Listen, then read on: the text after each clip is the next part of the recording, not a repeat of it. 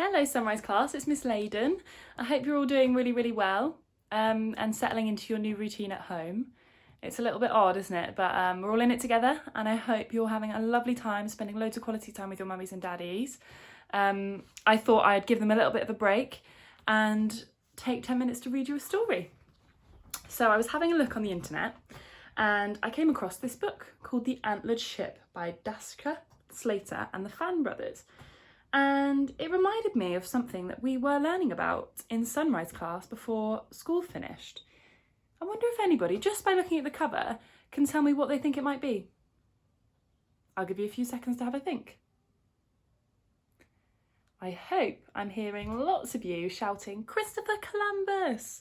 Because in my head, when I first saw it, I thought, maybe that looks like a boat he might have travelled on. I want you to think, whilst I read through the book, about the things that remind you of our topic of Christopher Columbus and the expeditions that he took. So let's give it a go. I hope you enjoy.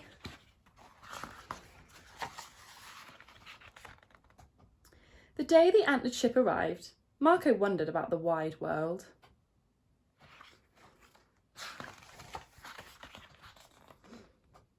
He had so many questions. Why do some songs make you happy and others make you sad? Why don't trees ever talk? How deep does the sun go when it sinks into the sea? But when he posed these questions to the other foxes, they grew silent.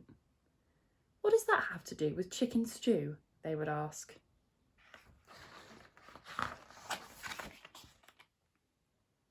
So Marco went down to the harbour without them. 3 deer greeted him at the gangplank. Marco wasn't surprised to learn that they were lost.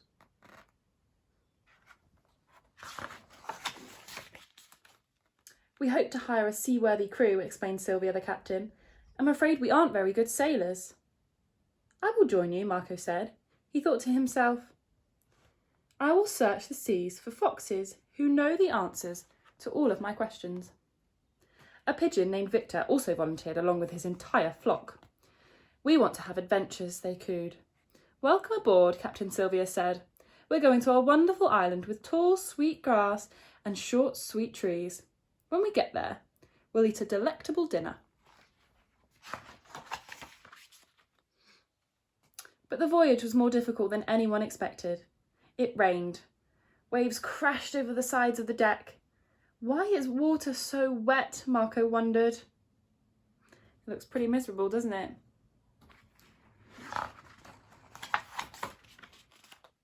The pigeons weren't used to the hard work of raising and lowering the sails. After the first day, they went below decks to play draughts and stayed there. The deer worried about sharp rocks and fierce pirates and feeling seasick.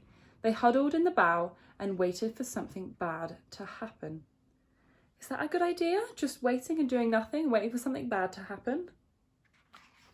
Let's see what happens next. After days of drifting and dining on crackers, the animals were damp, disheartened, and lost.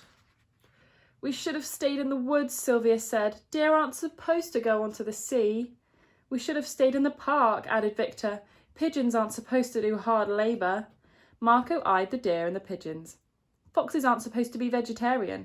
Still, we must do the best we can.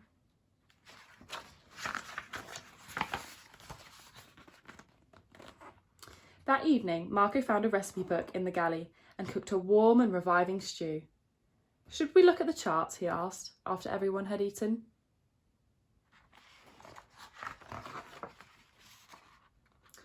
We might find an adventure here, said Victor. And trouble here, said Sylvia. But we'll find the island with tall sweet grass and short sweet trees here. And perhaps foxes too, Marco thought. Foxes with answers. Have a look at these maps, Sunrise class. I hope you can see them clearly. Do they remind you of anything that maybe Christopher Columbus might have used when he was going on his expeditions? The maps aren't very clear, are they? And they're not what we know today as maps, but maybe 500 years ago, that was as good as it got. As they plotted their course, the wind picked up. The storm clouds thinned into marvellous swells. Raise the sails, Sylvia cried.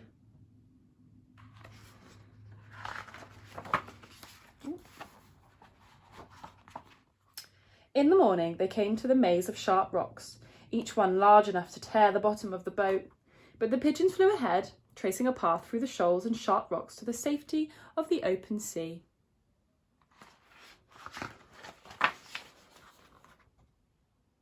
The next afternoon, a pirate ship burst from behind a rocky island. "Turn over, ye treasure," the pirate captain bellowed, "or we'll put a hole in ye helm." They look horrible. Have a closer look at all of the pirates there, Sunrise class.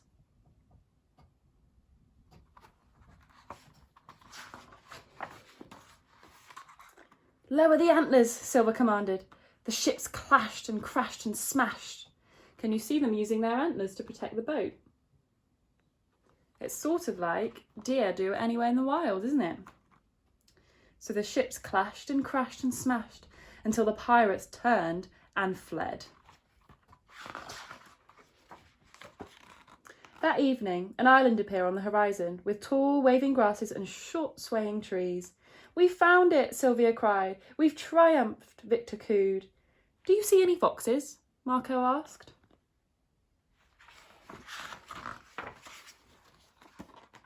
The deer grazed the grass and nibbled the trees. The pigeons told stories of their adventures to a flock of admiring seagulls. Marco scoured the island for foxes. It looks like a lovely island to land on, doesn't it? Can we imagine how Christopher Columbus would have felt when he came ashore and saw all of these wonderful things that he'd never seen before? I suppose it would look a bit like this, wouldn't it? But he didn't find any foxes.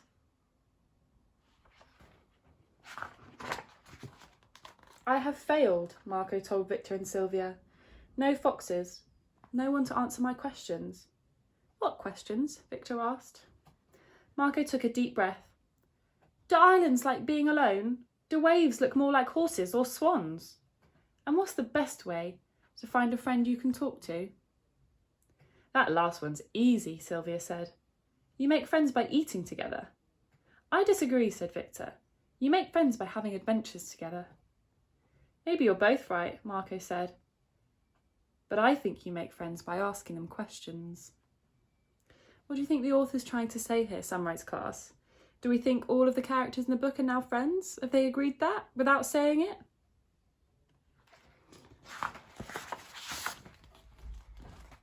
"Well then," mused Sylvia, "should we head home tomorrow? Or should we visit the island of scrumptious shrubbery?"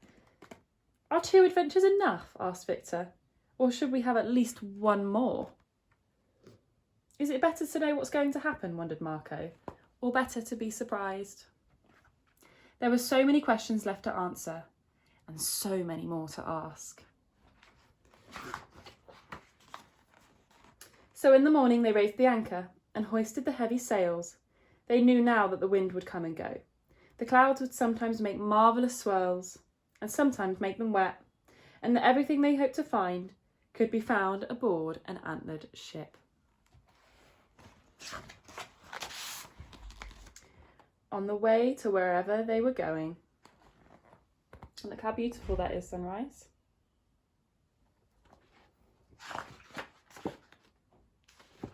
So I hope you enjoyed the story. Have a little think about the similarities and differences in the story between this and the animals and our adventure of Christopher Columbus. So I hope you have a fantastic day, and maybe I'll read another book to you next week.